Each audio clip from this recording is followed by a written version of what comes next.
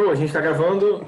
Boa noite, todo mundo. A nossa aula hoje é sobre soluções eletrolíticas e é uma aula de introdução a ácidos e bases e funções orgânicas. Então, a gente vai começar por essa parte de soluções eletrolíticas pelo fato de que a galera começou a estudar e entender as funções orgânicas por conta da capacidade da solução aquosa de transmitir eletricidade ou não.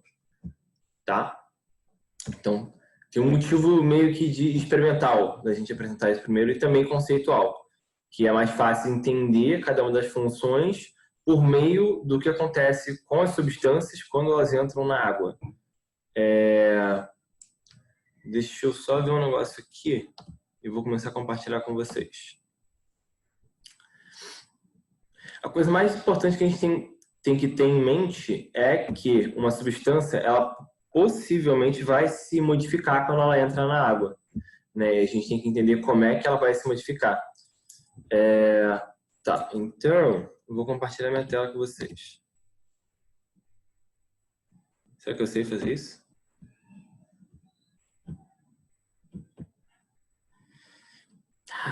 Estamos compartilhando a tela. Legal. Vocês estão vendo?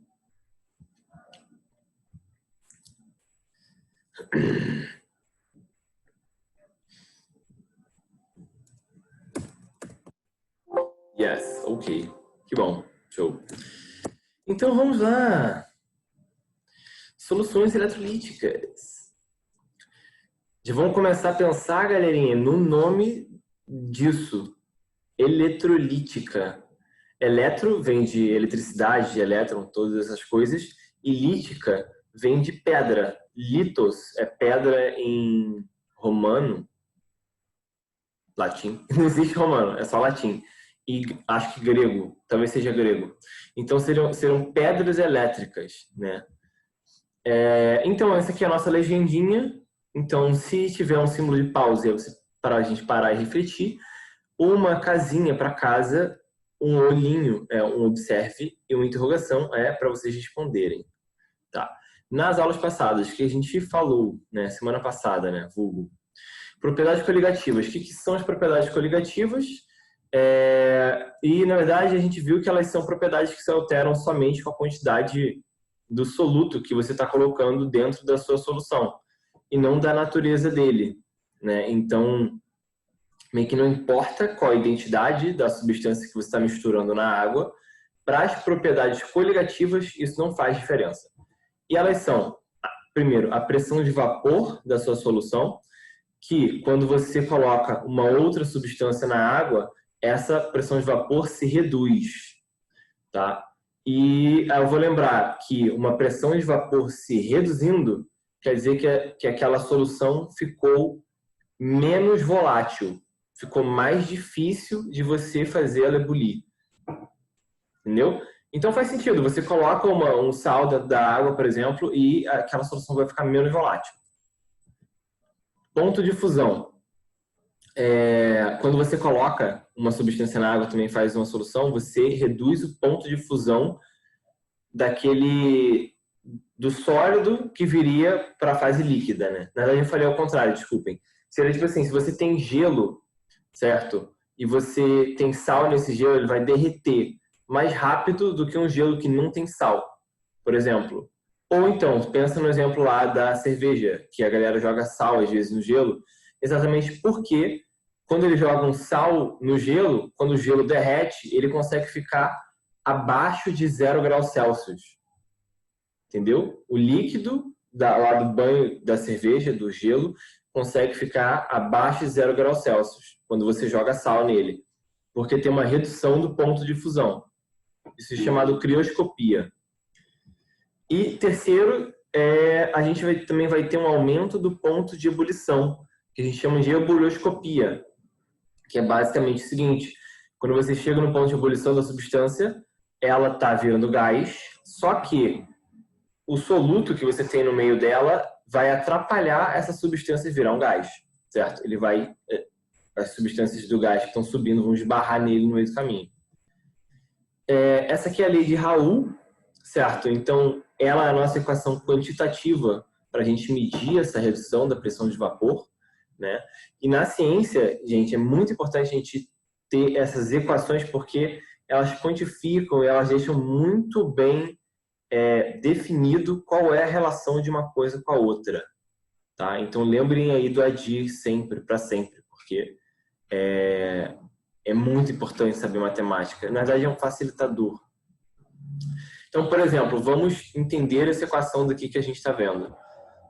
A gente tem aqui, ó, isso aqui é a fração molar do soluto. Se é uma fração, ela fica entre 1 e 0, certo? Porque é uma fração, então é uma parte sobre um todo. Isso aqui é uma pressão de vapor do nosso solvente, certo? Então, se você pensar, quanto maior essa fração aqui molar do soluto, maior vai ser a pressão de vapor da solução. Tá vendo? Ou então, se você pensar também, quanto maior a pressão de vapor do seu solvente, maior a pressão de vapor da solução. Show?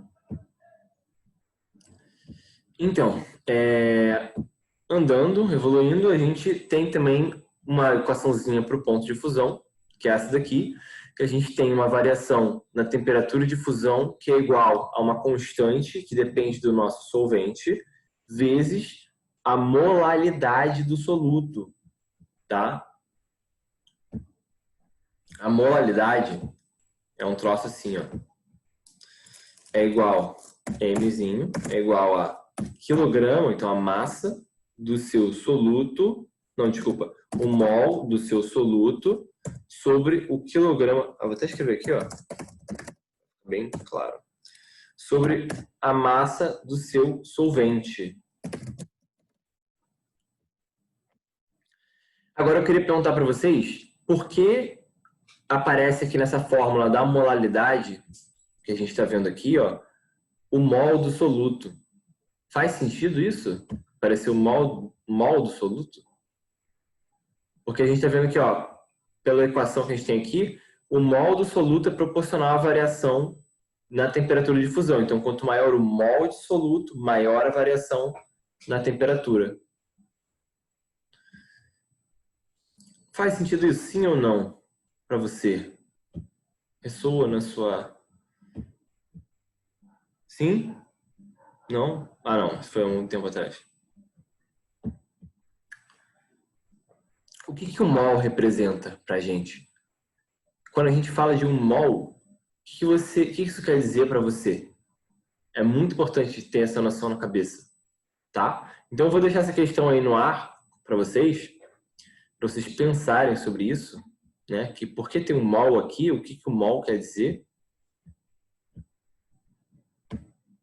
Exatamente, Stephanie, a quantidade de algo. Pode ser de qualquer coisa, tá? É simplesmente que nem uma unidade, que nem uma dúzia. Não é que nem a massa, Marcos Vinícius. Vou chamar só você só de Marcos, tá? Porque isso fica muito sério falar Marcos Vinícius. A massa é uma coisa que você pesa, enquanto que o mol, ele não é isso, Helder, não é exatamente isso. Ó, vou fazer aqui um desenho, vai ajudar. Pensa no seguinte, tá vendo essa caixa aqui? Dentro dela, a gente tem... Droga.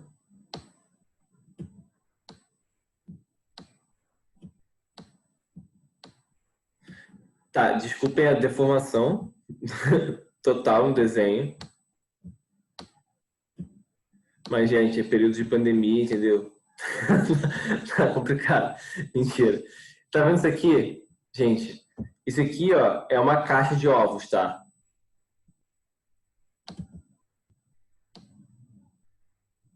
Ovos. Tá bom.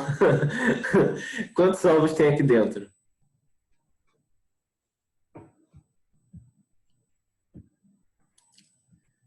Isso aí só para quem tem autoconhecimento de matemática. Boa, Stephanie. Isso. 12, mas eu quero que cada um responda. Cada um. Não vamos deixar só para a Stephanie e para o Vinícius. Tá. O Helder sumiu. 12 ovos é uma dúzia. Exatamente, Sabrina. Esse é o ponto. 12 ovos são uma dúzia, certo? Então, quando a gente fala dúzia, são 12. Então, um mol é um número muito grande, mas é como se fosse uma dúzia. Só que é uma dúzia de moléculazinhas, entendeu? Então, principalmente Marcos e Helder, não é uma massa, porque na verdade você poderia falar, por exemplo, eu tenho 1 mol de borrachas. Então são 6,02 vezes 10 elevado a 23 borrachas que você tem. Você pode usar para qualquer coisa. Enquanto que massa, tipo, se eu falo eu tenho 12 quilos, isso quer dizer que eu vou numa balança e me peso e tenho 12 quilos. Tá entendendo? Eu não posso pegar e usar isso para outras coisas. Então, tipo, tem essa diferença aí. Tá? Agora, isso, quantidade é uma coisa. Agora, por que a gente usa o mol? Porque alguém resolveu criar esse nome. Pelo seguinte, o mol, esse númerozinho que eu estou escrevendo aqui, ele é um número monstruoso. Ó, vou escrever o que é um mol aqui.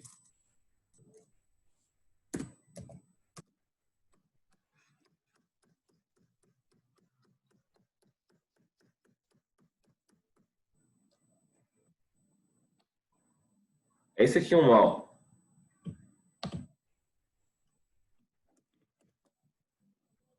Entenderam? É isso, entendeu? Só que isso aqui é uma dúzia de esse número gigante. Tá? Porque esse número gigante é exatamente o número que, tipo assim, se você pegar e juntar dentro da sua mão esse número enorme aqui, junta na sua mão esse número enorme de átomos, vai virar 1 grama. Entendeu? Então, os átomos eles são tão pequenos que, se você tiver essa quantidade de átomos, isso aqui vai ser igual a...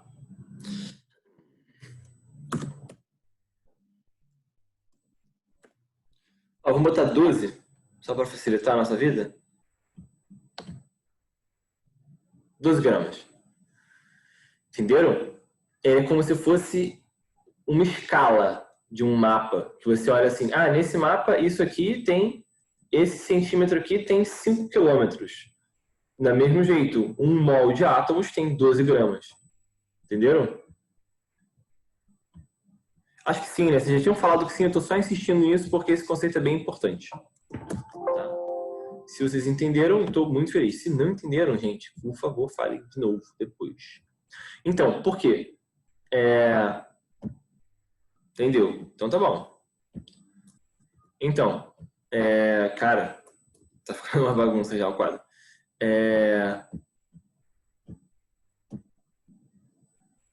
Vai, filho.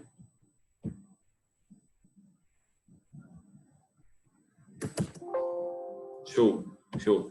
Então, a gente aparece nesse lugar aqui, ó, aparece esse mol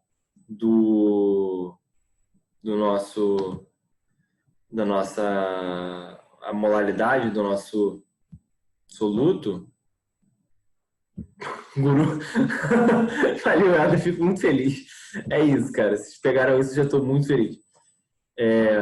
Porque é o mol que é proporcional é um mol que é proporcional a essas colisões que vão impedir a coisa de fundir ou de ebulir, tá? Essa quantidade de ovos que a gente tem aí na caixa, na dúzia.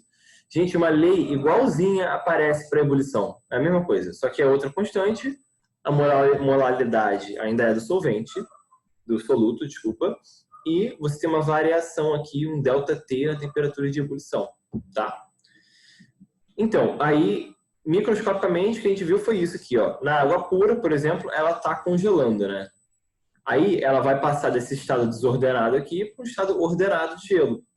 Só que acontece, na água com sal, Isso aqui tem o sal no meio e o sal vai impedir, vai dificultar a água de se ordenar para entrar no jeito bonitinho que ela tem que ficar para ficar gelo. E é isso que vai causar a variação no seu ponto de fusão ou de ebulição. Tá? A gente viu também sobre a água, blá, blá, blá, blá, blá, blá, blá, blá, blá, blá, blá. Hoje é soluções eletrolíticas, tá? Pela 27ª vez. Alguns tipos de substâncias, quando em água, conduzem corrente elétrica. Isso faz sentido, né? Sim? Todo mundo já tomou um choque? A água é altamente dielétrica. Você lembra que eu falei disso para vocês? Que a gente teve aquele experimentozinho aqui, ó.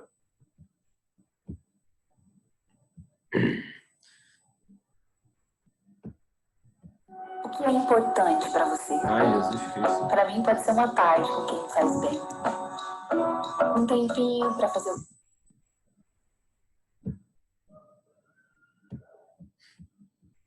Não, não é isso que eu quero ver.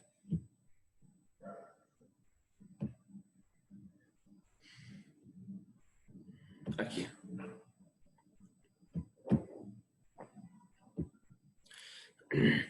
Então, era esse experimento aqui, ó, que eu queria... Vocês estão vendo o experimento, por acaso?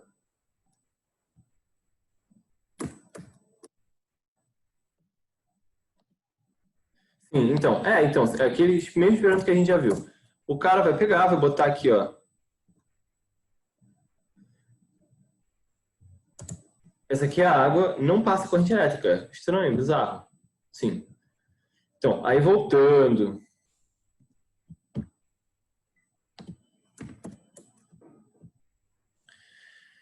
A gente viu também que quanto maior a concentração do eletrólito, maior a corrente elétrica. Tá? Por quê? Soluções. Vamos lá. O que acontece para que uma substância em solução comece a conduzir corrente elétrica? Coisa que ela não fazia antes. Quero que vocês parem para pensar nisso. O que acontece com essa substância? Quando ela entra em contato com a água, ela consegue, de fato, conduzir eletricidade. Então, o que vai acontecer vai ser o seguinte. Quando as substâncias entram na água, que eu estava falando para vocês, elas mudam. A água interage com elas, certo? E a gente vive na química falando de interação entre as coisas e as partículas, as moléculas. Então, a gente tem 3 tipos de coisas que podem acontecer com a substância quando ela entra na água, que são, primeiro, uma dissolução, segundo, uma dissociação iônica, terceiro, uma ionização. Primeiro, a dissolução. Uma substância se dissolve sem se modificar na solução. O que isso quer dizer? Uma dissociação iônica. Uma substância iônica se dissocia nos seus íons, em 2 ou mais íons, quando em solução. Certo? O que isso quer dizer?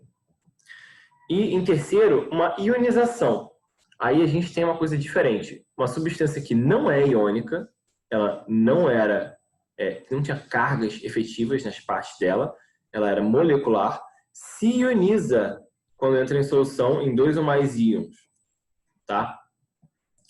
Então, na primeira, a gente tem uma molécula que entra na água, ela não se ioniza, ela não muda nada, basicamente. Ela só se dissolve, só se espalha, que nem uma poça. Na dissociação iônica, a gente tem um cara que já era iônico e ele pega e se dissocia. A água permite que ele se dissocie dentro dele, a gente vai ver isso. E na ionização, que a substância não era iônica, não tinha nada para acontecer, nada com ela, mas ela se ioniza. E aí ela começa a passar corrente elétrica. Tá?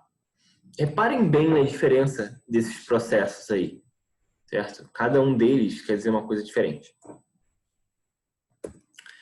Então, esse aqui é dissolução. Né? Essa aqui é uma pessoa que jogou açúcar dentro da água dela e está dissolvendo. Olha só. Muito maneiro. Gente, eu tô filmando? Tô, né? Tô filmando.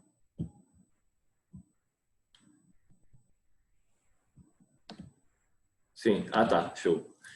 Então. Aí, vocês já perceberam que o açúcar é difícil de dissolver em água? Sabe por que é difícil dissolver o açúcar em água, cara? Pelo seguinte, ele, apesar de interagir bem com a água, né? Ele tem afinidade com a água, ele tem uma interação intermolecular com a água de boa proporção, ele não tem nenhum motivo além disso para se dissolver dentro dela, porque ele se mantém do mesmo jeito que ele está quando ele entra na água. Exatamente, Stephanie, exatamente. Ele demora muito. Por quê? Porque vocês estão vendo aqui, ó, as moléculas de açúcar não mudam quando elas saem. Aqui, esse aqui é o sólido do açúcar, todo ordenado. Elas não mudam quando elas saem na água. Aí estão as moléculas de água, estão querendo carregar o açúcar embora, mas elas têm muita dificuldade, porque o açúcar é vagaroso e preguiçoso e ele não quer sair, certo? Comparativamente com outras substâncias, né? Porque tudo é uma grande comparação. Na dissociação iônica, é muito fácil você pegar e dissolver os caras. Por quê? Pelo seguinte, porque você tem no seu sólido já uma carga positiva no seu cátion e uma carga negativa no seu ânion. E a água, ela se amarra nisso, porque ela tem dois polos. Ela tem um polo positivo e tem um polo negativo. Então, o polo negativo da água interage com o polo positivo do seu cátion e acontece isso aqui, ó. Eles retiram o seu cátion de lá e ficam em volta dele, que nem, tipo assim, um monte de fãs, assim, sabe? Em volta de uma artista famosa, sabe? Tipo, e ficam lá. E todo mundo fica feliz, o Will, inclusive. Já no lado negativo, a mesma coisa acontece, certo? E você tem as cargas positivas, quer dizer, o polo positivo da água se interagindo com a carga negativa do seu ânion, tá? Aí, isso daí, gente, é um exemplo de sal na água, que é o exemplo mais comum que a gente tem, corriqueiro. Se dissolve imediatamente. Exatamente pelo fato de que para o sal é muito bom se dissolver na água. Ele tem alta afinidade com a água e ele sai na forma dos íons deles, né? Então, uma coisa bem importante a gente reparar é que antes, esses íons que estavam aqui, ó, nessa forma desse sólido, eles estavam presos nas posições deles, porque eles tinham que interagir com todo mundo em volta, enquanto que, quando eles entraram na água, eles ganharam liberdade de se movimentar ali dentro, certo? Antes eles estavam fixos e agora eles não estão mais fixos, eles estão dissolvidos, estão livres no meio da água, tá? E é essa propriedade que vai dar a eles a capacidade de carregar a corrente elétrica. Por quê? Porque o que é a corrente elétrica? É você ter uma diferença de potencial entre um lado e outro de alguma coisa. Você tem uma carga negativa de um lado, uma positiva do outro, isso gera uma corrente elétrica para acabar com essa diferença, certo? Por isso que os elétrons vão de um lado para o outro. Quando você tem íons dentro de uma solução, esses íons são as partículas que vão carregar essa corrente elétrica. Então, tipo assim, se eu pegar, por exemplo, e colocar um íon, uma carga negativa aqui, ó, isso aqui é uma carga negativa, tá? É um menos. Negativo aqui, esse cara vai se atrair pela carga negativa, porque ele é positivo, certo? Da mesma forma, se eu colocar uma carga positiva aqui, ó, desse lado, esse cara vai se afastar dessa carga, porque ele é positivo. Então, eles são capazes de carregar as cargas, né? Eles ganharam mobilidade. Certo? Isso que faz com que os nossos sais carreguem muito bem a carga elétrica. Bom, tem um videozinho aqui.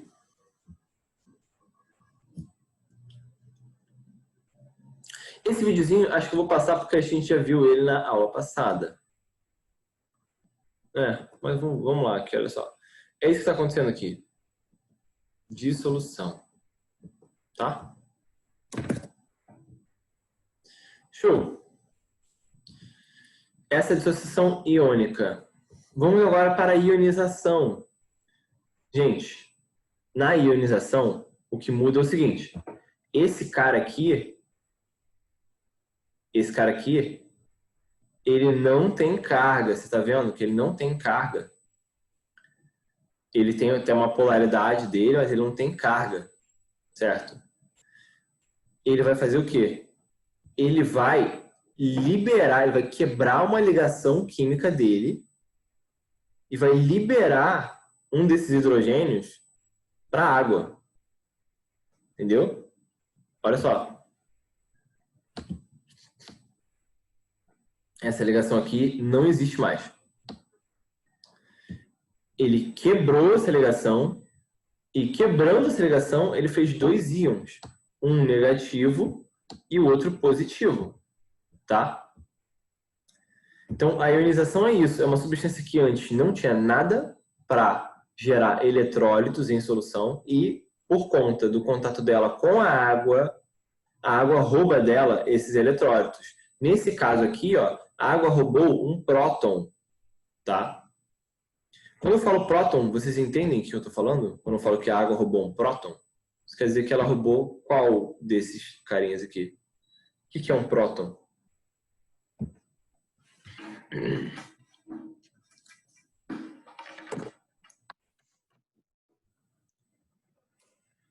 Um próton.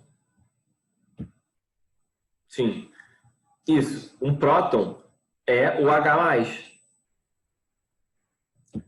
É esse cara aqui. Qual é o número atômico do hidrogênio?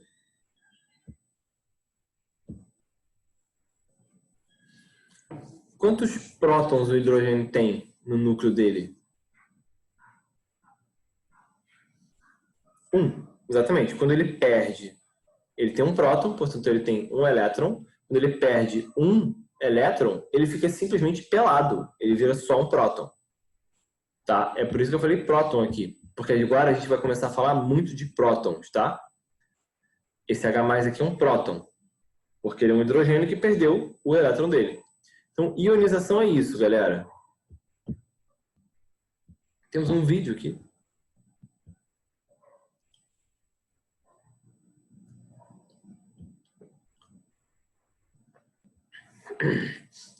Olha só. Esse daqui que ele está mostrando, gente, ele está pegando, ó, ele está jogando um ácido dentro da água, tá? Esse aqui é o ácido. Esse verde com uma balinha menor. O ácido entra. Ó, o que aconteceu? É muito rápido. O ácido entrou. De repente, ó, os ácidos estão perdendo a bolinha pequena deles, que são os prótons. Estão perdendo os prótons para a água, olha só. Tá vendo? Então, em geral, o que acontece com ácido é isso aqui que está no vídeo aqui, ó. Um ácido vai e libera um próton desse para a água, tá? Aí ele vira um A- e a água pega esse próton e vira H3O+. Show? É isso por enquanto para esse vídeo. Quero apagar esse H+ aqui.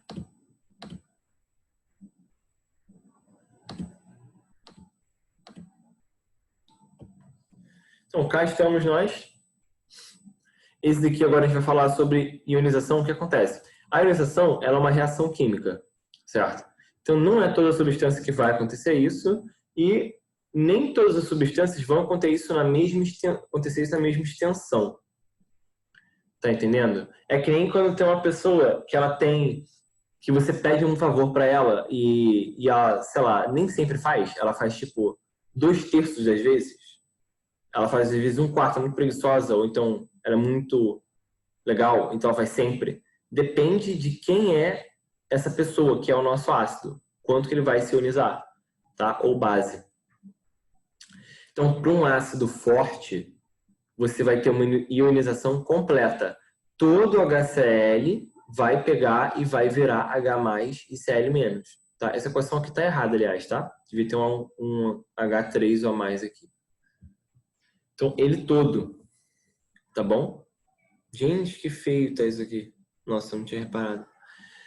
Num ácido fraco, que nem esse aqui, ó. Esse aqui é o ácido acético, o vinagre. Nem todo vinagre vai se dissociar. Ele vai se dissociar só em parte, certo? Ele não vai liberar muitos prótons.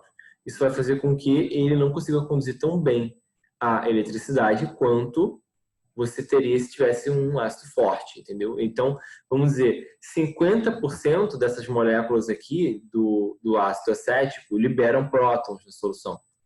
Então, ele é um ácido fraco. A gente tem também, mas eu ainda não mostrei para vocês, as bases, né, que são substâncias que têm essa carinha aqui, ó, eles têm um OH sempre, certo? E as bases também se ionizam, na verdade elas se dissociam, né, ionicamente, e liberam Na+ e OH-, certo? E é o mesmo pensamento a gente tem que ter para as bases fracas, tá bom? Então eu queria que vocês observassem o seguinte, aqui, ó, a gente tem para o ácido forte e para a base forte uma setinha nessa direção aqui, certo? Uma setinha. Isso quer dizer que ele só vai nessa direção e ele só se ioniza. Já para um ácido fraco, a reação contrária também acontece. Então, o que isso quer dizer?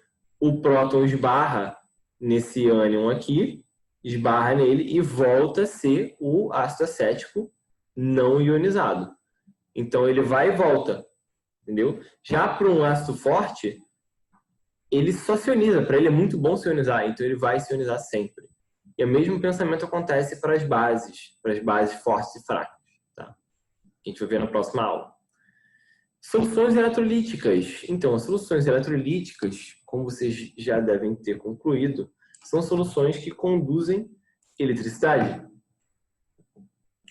Então, qual é o requisito para conduzir eletricidade? Elas têm que ter cargas livres no meio. Como é que a gente vai ter cargas livres no meio? Exatamente desse jeito que a gente estava falando aí, né? Dessas três formas aí.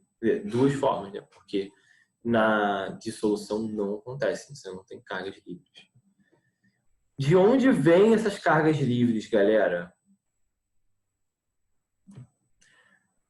Né? Esse é um pensamento importante para a gente. Quando é que uma substância vai gerar cargas livres na solução ou não? Sua vida depende disso, porque você pode tomar um choque ou não. Então, primeiro a gente vai começar perguntando quais são as substâncias que não vão conduzir eletricidade, certo? Antes de tudo, a gente vai falar das substâncias iônicas em estado sólido. Sal de cozinha, sal de frutas e óxido de cálcio, que é a cal. Aí eu pergunto para vocês, por que substâncias iônicas em estado sólido não conduzem eletricidade, galera? Você tem 35 segundos para responder.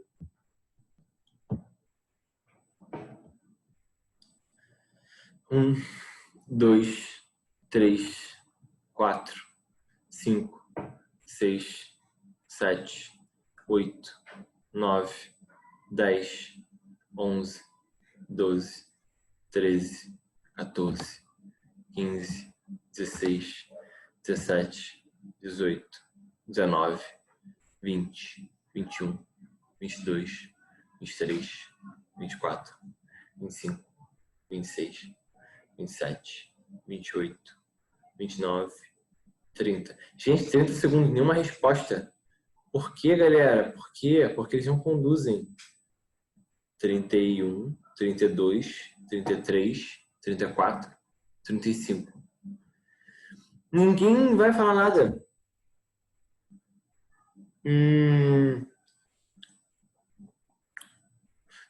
Você quer dizer os íons, Stephanie?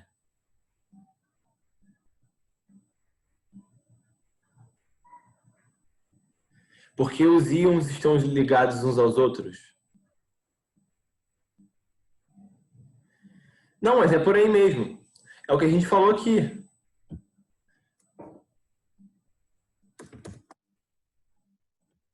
Olha só.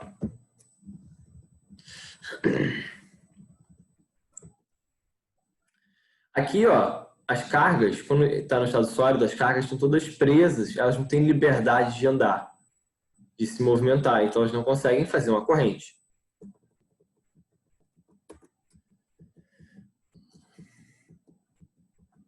Então, tá, esse é o motivo. Agora, substâncias moleculares que não se ionizam em meio aquoso.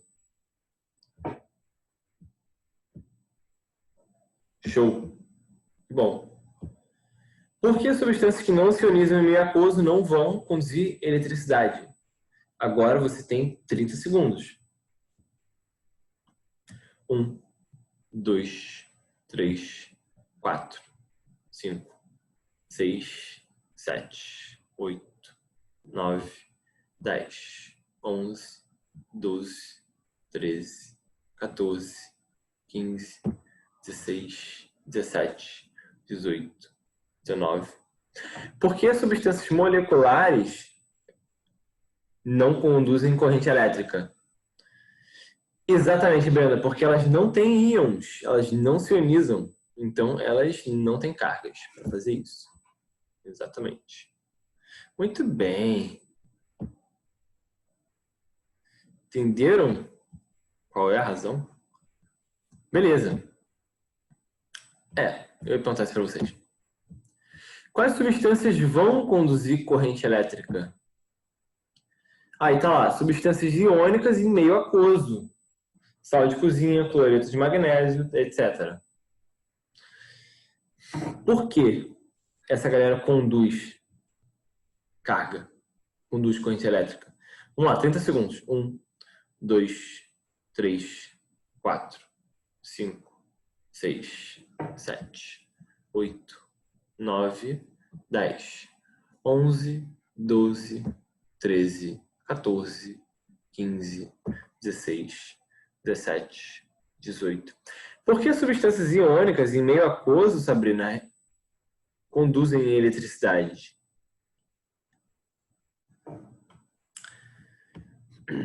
(16, 17, 18, 19, 20, 21, 22, 23, 24, 25, 26, 27, 28, 29, 30. Brenda, você não vai responder, não? Vinícius, porque elas se ligam aos polos da água facilmente. Aos polos da água. Sim, Vinícius, é verdade. Porque os íons estão separados e conduzem mais facilmente. Exatamente, Stephanie. Esse é o motivo. Tá. Fiquei surpreso que a Brenda não respondeu porque é o contrário da outra resposta dela. Show. Agora, moleculares que se ionizam em meio aquoso. Vamos lá, 30 segundos. Ah, Brenda. Não ficam, Marcos. E não ficam presos, eles ficam soltos, porque a água pega e libera eles. E ela, tipo, desfaz o cristal. Né? Os íons saem de uma forma organizada, fixa, sólida, para uma forma desorganizada, fluida, livre, líquida. Agora, por que as substâncias moleculares se ionizam em meio aquoso? Por que substâncias moleculares passam corrente elétrica quando elas se ionizam? 1, 2, 3, 4, 5, 6, 7, 8, 9, 10, 11, 12, 13, 14, 15, 16, 17.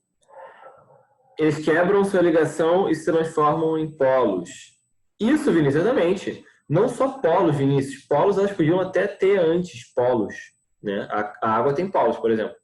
Mas eles se transformam em íons, cargas livres. Show? Muito bom, Vinícius. Isso aí. Matou logo antes, cedo. Muito bom. Próxima parada. Gente, aqui são exemplos de substâncias moleculares que fazem isso. E temos muitas. Olha só. Ácidos, bases e óxidos ácidos e básicos fazem isso. Como, por exemplo, aqui a gente tem o ácido clorídrico, sulfúrico, acético, que está no seu vinagre, por isso que ele tem aquele gosto dele. Ácido cítrico, que a gente tem no limão. Bicarbonato de sódio, que é um detergente, e etc. Tá? Então, o bicarbonato de sódio ele tem mais a ver com bases. Tá? Detergente é um sal. São substâncias estranhas. Quão forte é uma solução eletrolítica? Isso é uma boa pergunta, não é? Eu queria dar spoiler para vocês, mas o que vai ditar a força de uma solução eletrolítica?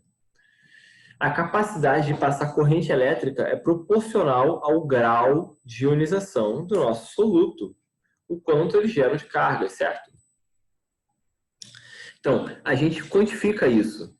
Para as substâncias iônicas que geram íons, certo? Quer dizer, desculpa, que são íons e se dissociam em solução, isso depende do nosso produto de solubilidade. E esse grau de ionização é proporcional a esse númerozinho aqui, ó, KPS, certo? Quanto maior o seu KPS, maior vai ser a solubilidade, maior a quantidade de íons que o seu sal ou sua substância iônica vai gerar em solução, certo? Agora, para as substâncias moleculares, a constante é diferente. Não vai ser a mesma que para os nossos substâncias iônicas. Vai ser Ka, Kb ou etc., que a gente chama de constantes de dissociação. Certo? Porque... Ih, gente. Tá errado isso aqui, né? Constante de... Opa. Droga. Ionização. Tá? Fingimos que isso nunca aconteceu. Show. Próxima coisa. Caraca, são 8h49 já, Jesus Cristo. Vou apagar isso aqui. Desculpa. Quem são substâncias eletrolíticas? Gente, para a gente pensar quem são as substâncias, a gente tem que pensar numa classificação delas, tá? Para a gente pensar nessa classificação, a gente tem que entender o comportamento delas, certo? Por quê? Porque a gente vai classificar de um jeito que a gente consiga ter uma certa previsibilidade, um certo comportamento conhecido e uma função dessas nossas substâncias químicas, certo? Em relação à utilidade delas, né? Essas classificações do que a gente vai chamar de agora em diante de funções orgânicas começaram há muito tempo, muito tempo, mais de 1000 anos. Começou com os alquimistas, certo? Que eram pessoas que tentavam juntar substâncias com conhecimento protoquímico, antes da química começar a ser a química que a gente entende hoje em dia, juntavam as substâncias, misturavam elas para fazer uma coisa chamada pedra filosofal, que era um elixir da vida eterna, que eles queriam fazer para tomar e viverem para sempre. Além disso, essa pedra filosofal que eles queriam descobrir era também capaz de transmutar outros metais em ouro, certo? Então, muitos e muitos alquimistas ao longo da história apareceram, muitos deles eram farsantes, outros eram completamente misteriosos, mas o que a gente sabe, entretanto, é que essa galera, né, que eram os alquimistas, que eram muito reclusos, eles não se mostravam, são chamados os aprendizes da ciência hermética. Então, esse aí, Vinícius. Eles queriam a pedra filosofal, Helder. Eles queriam a pedra. Que nem o Harry Potter, certo? A gente chama eles de adeptos da ciência hermética porque dizem que o primeiro alquimista foi Hermes Trismegisto, que é um personagem mítico lendário que ninguém sabe. Exatamente, Sabrina, sempre lembre dele. Esse Hermes Trismegisto fundou essa ciência hermética escrevendo com uma ponta de diamante numa lâmina de esmeralda as leis da ciência hermética. Tem até uma música do Jorge Benjor que fala sobre isso. Novela dos Mutantes. Não conheço, Helder. Mas muitas pessoas gostam de falar sobre isso, sabe? Durante o tempo. Na verdade, isso é uma coisa até historicamente engraçada. Muitos reis davam fundos e pagavam para esses alquimistas fazerem a pedra filosofal para eles. E eles gastavam rios de dinheiro atrás disso, sabe? Então era um troço muito bizarro. Esse negócio aqui, ó. Eu acho que eu ouvi falar, Alder, há muito tempo. Muito, muito tempo essa novela. Essa página desse livro aqui, ó, é uma página em que o cara está ensinando por meio dessas imagens aqui uma parte do processo de fazer a pedra filosofal. O que acontece? Esses alquimistas, eles não revelavam os segredos deles para os outros. Ou, quer dizer, eles revelavam numa linguagem que ninguém entendia, só outros alquimistas. Então, eles faziam uma ciência que era desconhecida para você. Você podia estar na sua frente, mas você não ia entender o que se fazia ou as instruções dessa ciência se você já não fosse introduzido nesse meio, se você já não fosse um adepto também, certo? E, por conta disso, se criou o adjetivo hermético, da ciência hermética, que é a ciência de Hermes. E uma coisa hermética é uma coisa que você não tem acesso, é uma coisa fechada, uma coisa selada, né? Quando a gente fala hermeticamente fechado, é uma coisa fechada para tudo que está do lado de fora. Tá? Essa galera daí, desses alquimistas, foram ao longo do tempo destilando o conhecimento deles, né? E isso começou a ser mais conhecido, pessoas, principalmente de 1500 para frente, um pouquinho antes, com Robert Boyle, 1400, começaram a, de fato, ter uma pegada e ter uma visão mais racional e mais metodológica do estudo das substâncias químicas, certo? Então o cara começou a ter um caderno para escrever o que ele estava fazendo, os experimentos dele, começou a criar esses símbolos aqui, por exemplo, para falar sobre as substâncias, para que todo mundo soubesse de quais substâncias que ele está falando, sabe? Esses aqui são símbolos alquímicos, por exemplo. E aí, quando você juntou a teoria atômica com base em experimentos e uma metodologia de adquirir conhecimento e organizar esse conhecimento, que você teve o nascimento progressivo da química. Mas veio dessa galera daí, que misturava as coisas para obter a pedra filosofal. Tá? Depois de um ano de histórias, espero que vocês tenham gostado desse panorama da história da química, a gente vai falar sobre as principais funções orgânicas. De uma forma descritiva, tá? Eu não vou poder estender muito a aula hoje, gente, porque tem um evento depois. Ai, todo mundo ficou tão triste. Então, as nossas funções inorgânicas são, primeiro, os ácidos. Os ácidos, gente, para você saber o que são os ácidos, é muito simples. É só você ter noção. Que pena, não é? Os ácidos, eles têm um sabor geralmente azedo na sua boca, certo? Aquele sabor ácido cítrico, eles queimam a sua pele e eles têm um cheiro acre. Então, o gosto do limão, por exemplo, é um sabor azedo, certo? O gosto do vinagre, por exemplo, certo? O gosto daquelas minhoquinhas cítricas é um gosto azedo. Eu amo aquele gosto, aliás. Eu amo aquelas minhocas. Eles queimam, de fato. Não sei se vocês já tiveram contato com uma pessoa que teve uma queimadura na mão ou na pele porque fez caipirinha no churrasco debaixo do sol e não tinha noção do que estava fazendo. Aí o suco do limão queimou a pele dela, porque de fato é forte, queima. Tá? E eles têm um cheiro acre. Se você pegar e jogar, por exemplo, o limão, se você tiver um lugar fechado, você cheirar aquilo, você vai ter um cheiro que incomoda, sabe? Outra coisa bem interessante, galera, que queria falar para vocês. Você sabe o seu cheiro de CC? Seu cheiro fedido? Ou então do seu pé de chulé? Você sabe por que ele tem o cheiro que ele tem? Pelo seguinte. Porque são ácidos orgânicos que têm esse cheiro acre e nojento que estão debaixo do seu sovaco, das bactérias que estão vivendo debaixo do seu sovaco. Elas metabolizam moléculas e soltam esses ácidos que cheiram mal, tem esse cheiro acre. Tá? Então, ácidos para vocês. Bases. As bases, elas têm um sabor amarrado na boca. Reaciona acaba com isso, exatamente. Depois a gente vai falar disso. Tem 2 tipos de desodorante, tá? Me lembre na próxima aula, porque agora não vai dar tempo.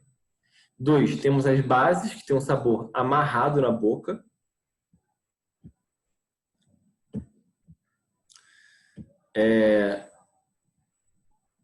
Caraca, eu tô viajando. Tá, desculpa. Então, tem as bases, que tem um sabor amarrado na boca, pela terceira vez. Não te abandone, é isso aí. Sabe aquele sabor de banana verde ainda, que quando você come, parece que ele fica uma coisa ruim na sua boca, parece que sua boca tá com um troço que fica horrível, sabe? É exatamente isso que eu chamo de sabor amarrado, adstringente. As bases, se você pega elas como substância, elas são escorregadias. A sensação de escorregadio que eu estou falando para vocês dessas bases, gente, são a sensação que você tem quando você pega no sabão, tá? Se pegar um sabão forte, sabe? Ele fica com aquela sensação de escorregadio na sua mão. É essa sensação de uma base, porque o sabão ele tem uma base nele, tá? Eles, em geral, não têm cheiro. As bases, tá? A próxima nós temos os óxidos. E aí, galera, os óxidos, a gente tem muitos tipos de óxidos diferentes, assim. Tem óxidos que são sólidos, tem óxidos que são gases. Por exemplo, a gente tem, olha só.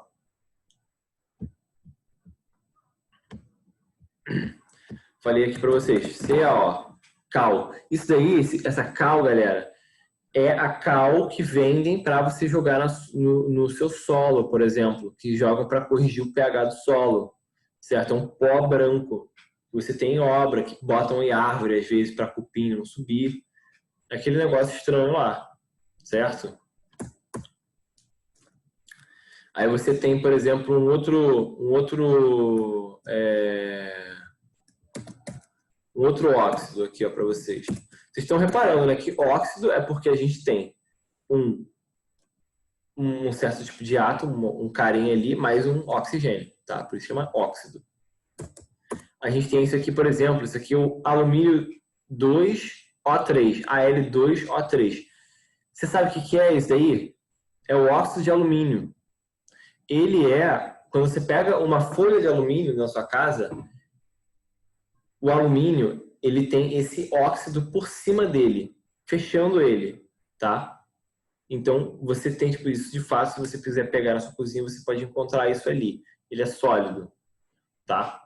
Agora a gente tem um outro cara que é gasoso, que é, por exemplo, o NO2, tá? Esse cara daí, o dióxido de nitrogênio, ele é um gás. Então, dos óxidos a gente tem de tudo, tá bom? Não se percam. Agora, nossos sais. Nossos sais, eles são geralmente todos sólidos, tá? E, gente, quando eu falo de sais, eu tô falando para vocês de uma quantidade monstruosa de substâncias, tá bom? É tipo assim, não é só o sal da sua cozinha. Basicamente, todas as rochas são sais, entendeu? As pedras são sais, tá entendendo? Então, tipo assim, muitas e muitas coisas na Terra são sais. Você pega, por exemplo,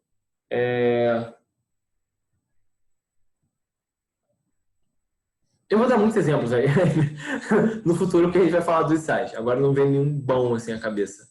Mas depois a gente fala disso. Tá? Então, tipo assim, muitas coisas são sais na natureza. Essa galera toda aqui, ó, essa galera toda conduz corrente elétrica. Por quê? Né? Uma boa pergunta. Por que que eles conduzem corrente elétrica? Porque os ácidos conduzem corrente elétrica, porque as bases conduzem corrente elétrica, porque os óxidos podem conduzir corrente elétrica quando em contato com a água e porque os sais podem conduzir corrente elétrica quando em contato com a água. O que vai dar essa propriedade para eles? Essa pergunta é para vocês. Vamos lá, vamos para a contagem de 30 segundos. 1, 2, 3, 4, 5, 6, 7, 8, 9, 10. Pode ser uma resposta, Vinícius. Iônicos aqui são só os sais. Os ácidos e as bases, os ácidos não são iônicos, as bases são iônicas, e os óxidos também. Agora, como é que os ácidos geram corrente elétrica se eles não são iônicos? Então, a pergunta é, como os ácidos geram corrente elétrica se eles não são iônicos? Não são substâncias iônicas. São substâncias moleculares.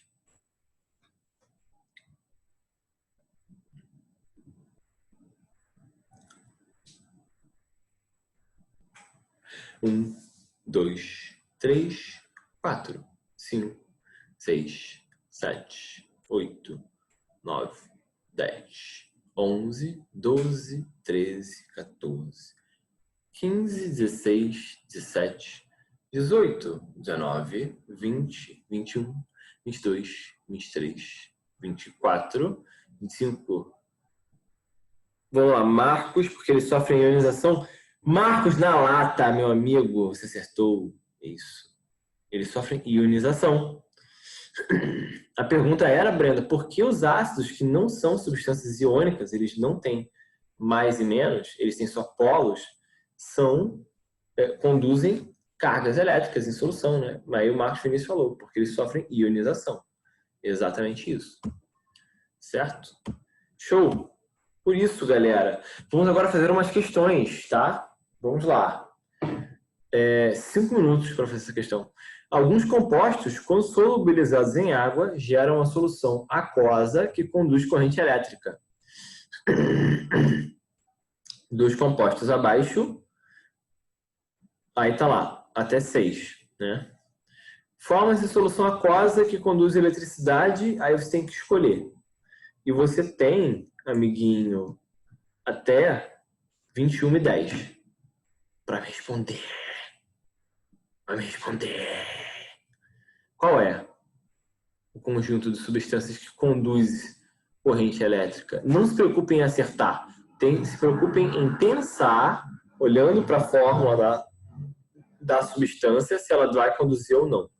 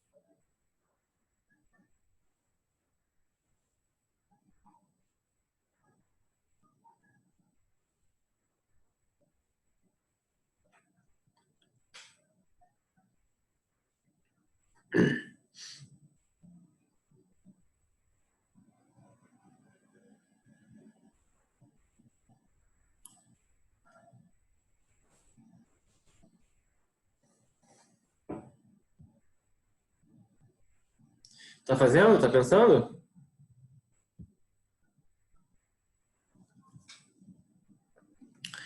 Letra B, letra B, letra B. Uma chuva de letras B. Isso é bom.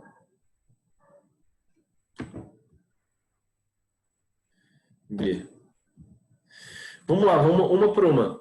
A B, vamos... Melhor, olha só, vocês falaram B, vamos ver a B. Tá bom? A ou B, o Helder falou. A substância 1. Isso aqui, gente, é o quê? Isso aqui é um sal, um óxido, ou um ácido, ou uma base?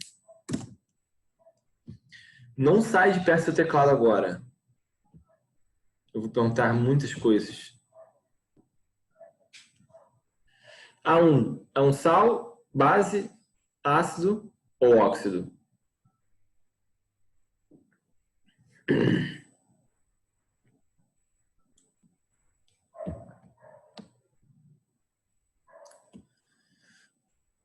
Sal. Isso. Vinícius, Brenda, muito bem. É um sal. Sabrina, isso. É um sal. Beleza.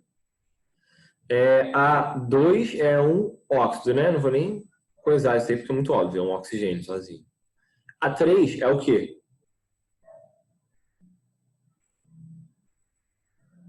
Melhor, vamos reformular a pergunta. A3 é uma função inorgânica?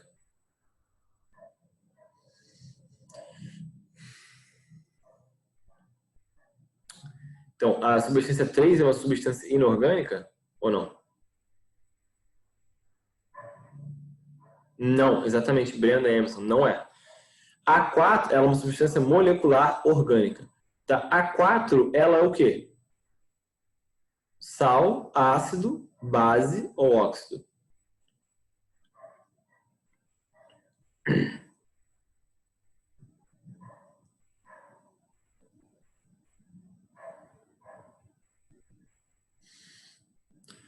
Base. Vinícius falou base. Alguém concorda? Sal. Isso aí, Brenda. Não te culpe nisso, você falou base porque a gente não deu base ainda. Mas é um sal. É bom identificar já pela carinha das substâncias. O 5 vou falar para vocês, é um ácido, vocês estão certos. E no 6 é um sal, tá? Então, de fato, é a B. Vocês mandaram muito bem. Fiquei muito feliz. Bom, eu ia fazer uma resposta para vocês, mas vocês já fizeram. Então, 2. Faça a associação correta. A para dissociação iônica e B para ionização. Vamos lá, você tem 3 minutos. Você tem até 21h12.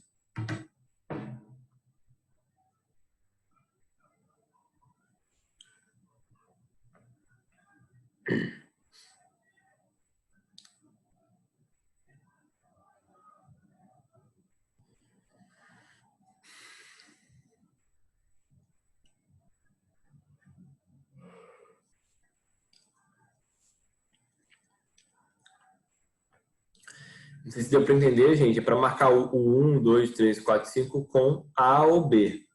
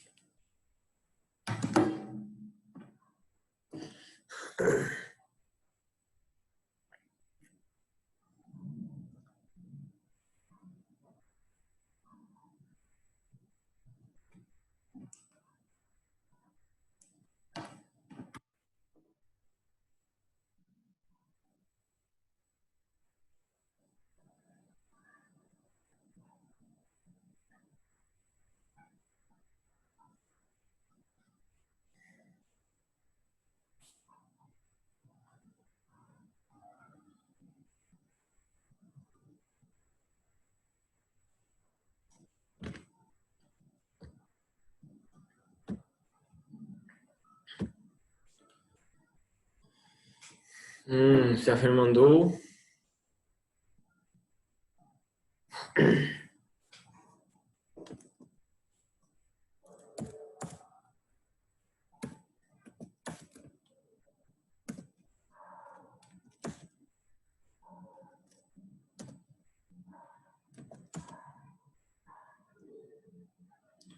Vamos esperar um pouquinho, Stephanie. Você mandou, fez rápido, mandou bem. Mas vamos esperar um pouco.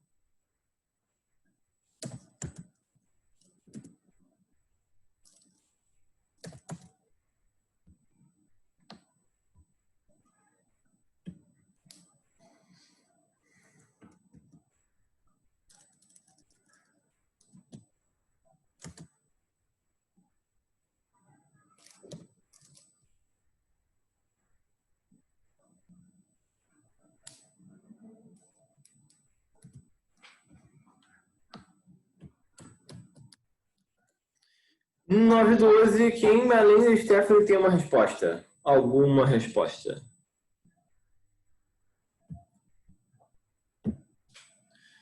Quem se habilita é quem tem coragem de viver um grande amor.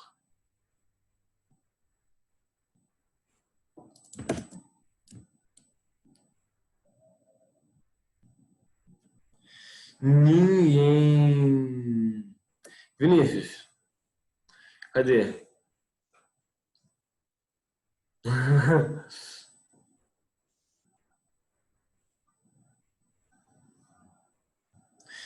Gente!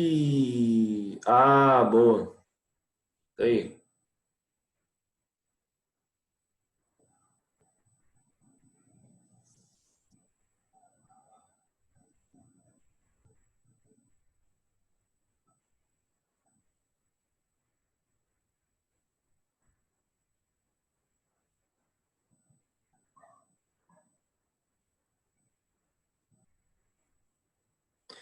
Show.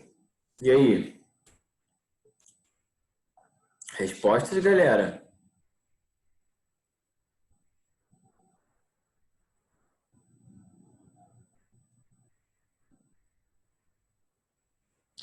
Vou mandar então uma resposta aqui no chat.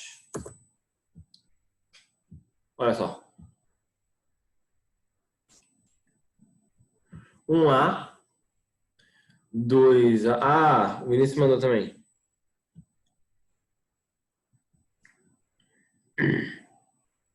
Ih, eu tô errado, na verdade, aqui. 1A, tá certo.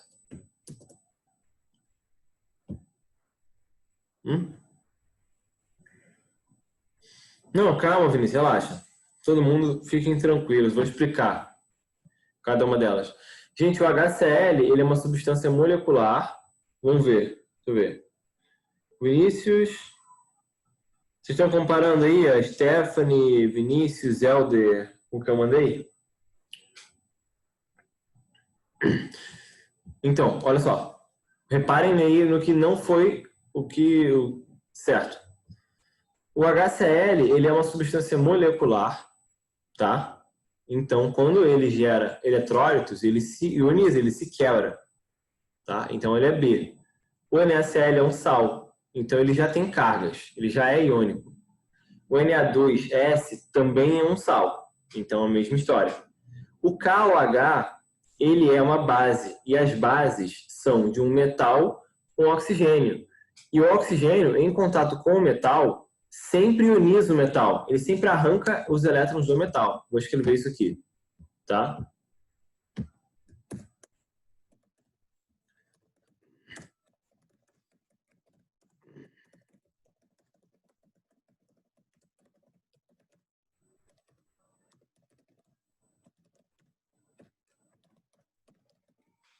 O oxigênio sempre arranca elétrons dos metais, tá?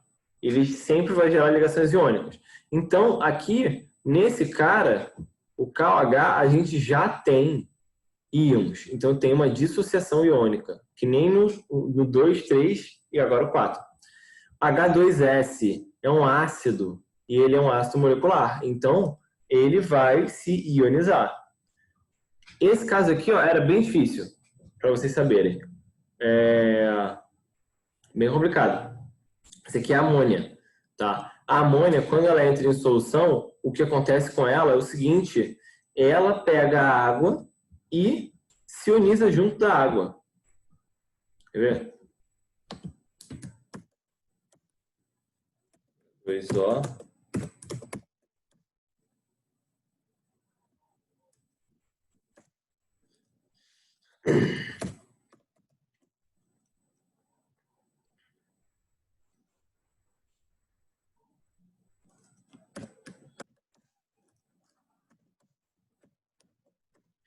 Ela faz essa reação aqui, ó, gente.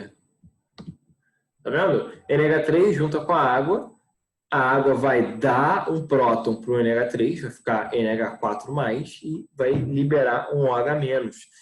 O NH3 ioniza a água, tá? Então é uma ionização.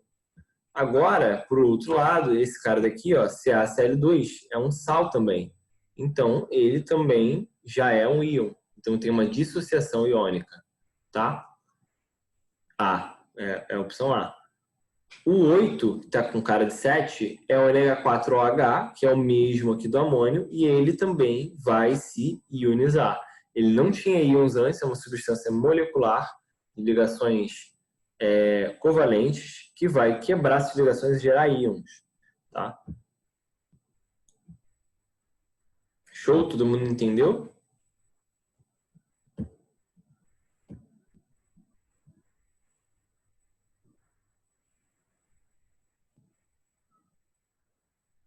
Show, maravilha. Questão 3, então. Olha só. Ácido clorídrico puro é um composto que conduz muito mal a eletricidade. A água pura é um composto que também conduz muito mal a eletricidade. No entanto, ao dissolvermos o ácido na água, formamos uma solução que conduz muito bem a eletricidade. O que se deve a dissociação da água em H+, e OH-. B, ionização do HCl, formando H3O+, e Cl-. C, transferência de elétrons da água para o HCl. D, transferência de elétrons do HCl para a água. É reação de neutralização do H+ da água com Cl- do HCl. Qual é a resposta, galera? A, B, C, D ou E? Rapidinho essa.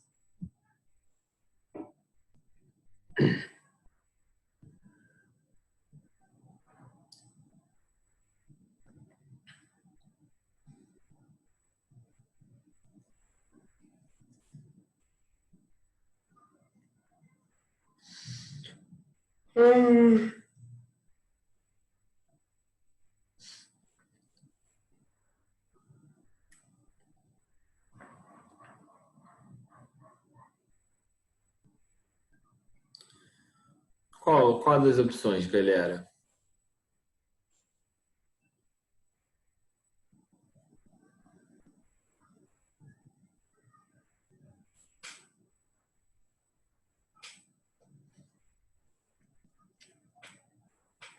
Brenda botou B. B de Brenda. Emerson B. Marcos B.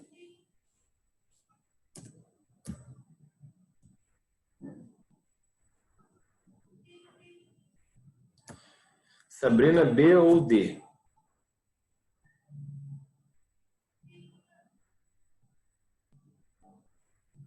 Por quê? Por que a D, Sabrina?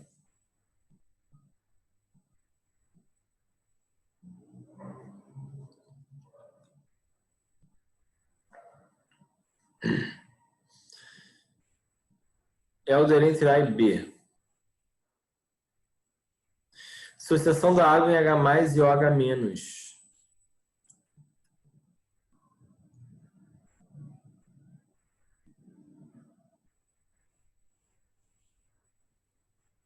Por que, Helder? A.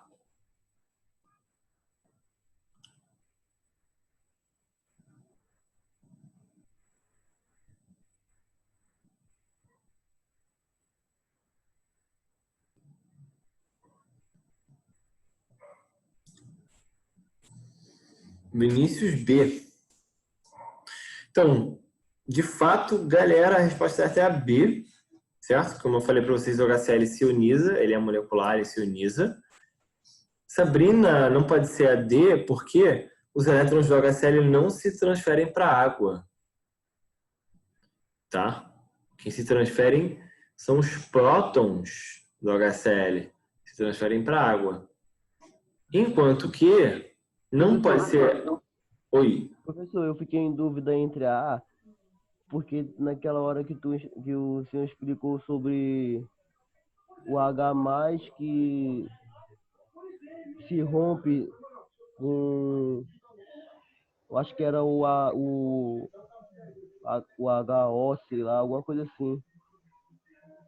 Ah, tá, entendi. Olha, sim, isso aí está relacionado com a matéria. A gente vai ver depois que existe esse equilíbrio de dissociação da água, sim. Só que não é o motivo pelo qual o HCl, junto da água, faz com que tenha corrente elétrica. É porque o HCl dá esse próton para a água, e aí a água tem cargas para carregar de um lado para o outro. Mas entendi o que você falou, sim. A gente vai ver mais pra frente que essa dissociação da água acontece, ela existe mesmo. Tá? Bom, galera, olha só. Com material complementar aqui, a gente tem... Entendeu, Helder? Aham. Ah, então show. Então, aqui, ó, a gente tem como material complementar, se vocês quiserem dar uma olhada, muito bom. Essa páginazinha do Brasil Escola aqui, que tem os exercícios, de onde vieram esses exercícios. E tem explicações também, tem outro site também chamado Toda Matéria, aquela página do Descomplica, muito boa também. Tá. Aí eu quero que vocês façam para casa essas questões aqui, ó, desse site, Toda Matéria, tá? Exercícios de funções orgânicas. Só que a gente vai usar essa lista para funções orgânicas em geral, né? Então, a gente está começando agora. Então, talvez se você for pegar agora para fazer, não dê, mas na próxima aula vai dar já, tá? Mas tenta dar uma olhada para você ver o que vai te espera na prova no final do ano, no início do ano que vem. E se você tiver dúvidas, você pode mandar. Beleza, galera? Temos dúvidas? Ficou um ponto que não tá ok? Tá beleza, Vinícius, Stephanie? Bom, vocês sabem isso tudo. Galera, estudem bastante. Galera, tá bom? É isso. Esse é o fim do começo. Então agora eu vou tirar a tela, parar de gravar. Com a bênção. Beijinhos.